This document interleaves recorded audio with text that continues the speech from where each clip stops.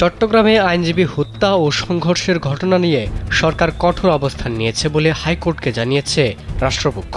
বৃহস্পতিবার বিচারপতি ফারাহ মাহবুব ও দেবাশিস রায় চৌধুরীর সমন্বয়ে গঠিত হাইকোর্ট বেঞ্চকে এসব তথ্য জানানো হয়।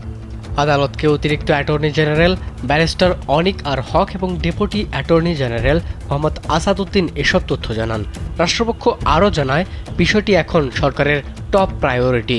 এরই মধ্যে এই ঘটনায় ৩টি মামলা হয়েছে, ৩৩ জনকে গ্রেফতার করা হয়েছে, ৬ জনকে শনাক্ত করা হয়েছে।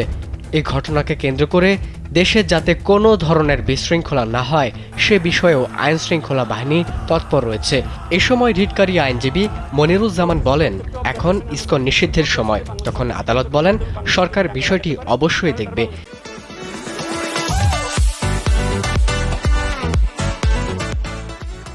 এর আগে গত ২৭ নভেম্বর ইসকন নিষিদ্ধ হচ্ছে এবং যে কোনো অপ্রীতিকর পরিস্থিতি এড়াতে চট্টগ্রাম ও রংপুরে জরুরি অবস্থা জারির নির্দেশনা চেয়ে হাইকোর্টে রিট আবেদন করা হয়।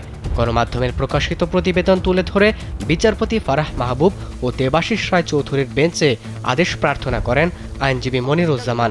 তবে বিষয়টি স্পর্শকাতর হওয়ায় রাষ্ট্রের সর্বোচ্চ আইন কর্মকর্তা অ্যাটর্নি জেনারেলকে ডেকে পাঠায় আদালত।